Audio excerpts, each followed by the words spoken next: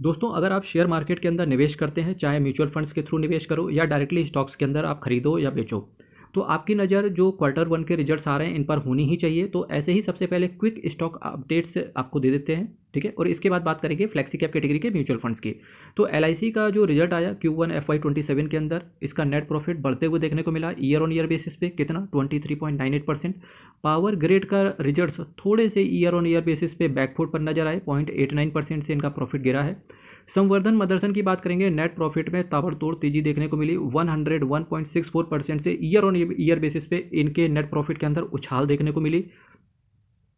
दोस्तों, Trent limited की बात करेंगे तो नेट प्रॉफिट इनका भी बढ़ा 20.79% से ईयर ऑन ईयर बेसिस पे। ऑरबिंदो फार्मा की बात करेंगे तो इनका भी नेट प्रॉफिट बढ़ते हुए देखने को मिला, जो कि 25.20% ईयर ऑन ईयर बेसिस पे देखने को मिला। साथ ही साथ इन्होंने दो स्टेप डाउन सब्सिडरी थी, उनको भी मर्ज करने का अप्रूवल दे दिया है। साथ ही साथ परसिस्टेंट सिस्टम्स ने एक वॉलेंटरी टेक ओवर ऑफर किया है जर्मनी बेस्ड कंपनी को, और इसका प्राइस जो ऑफर किया है इन्होंने वो €81 पर शेयर का दिया है। वेदांता एल्यूमिनियम, दोस्तों स्टॉक एक्सचेंज ने इस कंपनी से क्लैरिफिकेशन मांगा है कि आप एक क्लैरिफाई करो कि जो मीडिया रिपोर्ट्स के अंदर चल रही है कि आप फंड रेस करने वाले हो 13,500 करोड़ का, जो कि एक्सिस बैंक, HDFC बैंक और ICICI बैंक के साथ। तो कंपनी ने ना तो हाँ किया है ना ही ना किया है। साथ ही साथ कंपनी ने ये भी बोला है कि हम रेगुलरली इवेल्युएट फंडिंग ऑप्शंस को देखते रहते हैं, यानी कि रेगुलरली हम फंड रेजिंग के ऑप्शंस को, हमको कहाँ से पैसा मिल सकता है ये हम देखते रहते हैं।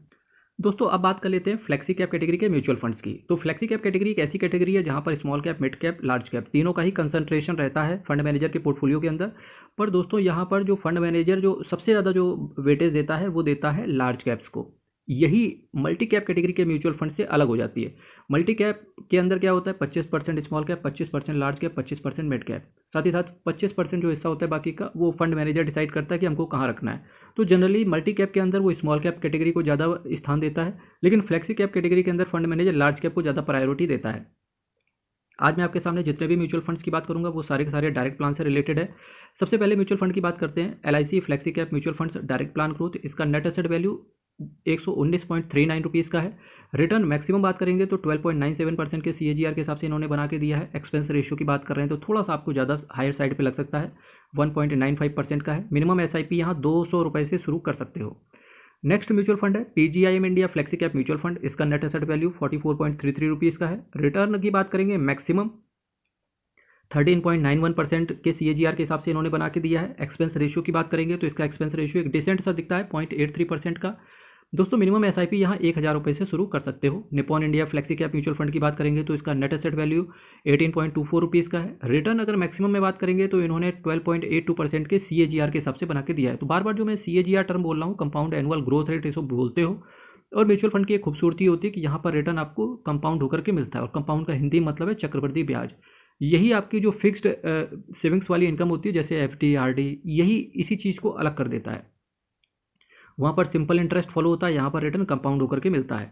एक्सपेंस रेशियो 0.67% का है। मिनिमम SIP यहाँ ₹100 से शुरू कर सकते हो।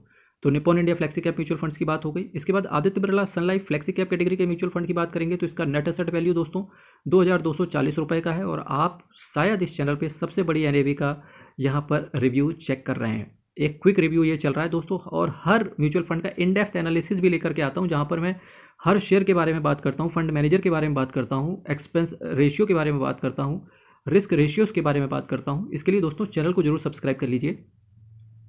दोस्तों, आदित्य बिरला सन लाइफ फ्लेक्सी कैप कैटेगरी के म्यूचुअल फंड की जो की बात चल रही है, नेट एसेट वैल्यू ₹2,240 का, और इतना बड़ा NAV देखिए घबराना नहीं है। रिटर्न देखिए 16.51% का है। एक्सपेंस रेशियो 0.90% का है। मिनिमम SIP यहाँ ₹100 से शुरू कर सकते हो।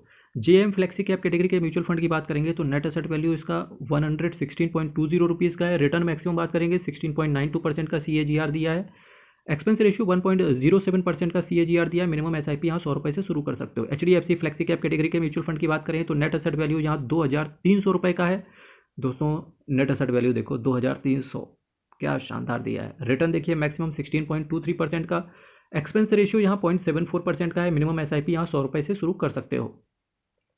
लास्ट दोस्तों बट नॉट द लीस्ट, सबसे ज़्यादा जो रिटर्न फ्लेक्सी कैप कैटेगरी में मैक्सिमम पीरियड में बना के दिया है वो है फ्लेक्सी कैप कैटेगरी का म्यूचुअल फंड। और इसको फ्लेक्सी कैप कैटेगरी की जब भी बात आती है तो पराग पारिक फ्लेक्सी कैप को हर रिव्यूअर स्थान जरूर देता है। Parag Parikh flexi cap mutual fund की बात करें तो इसका नेट एसेट वैल्यू 92.85 रुपीज़ का है। रिटर्न मैक्सिमम में बात कर रहे हैं तो 18.43% का है CAGR के हिसाब से।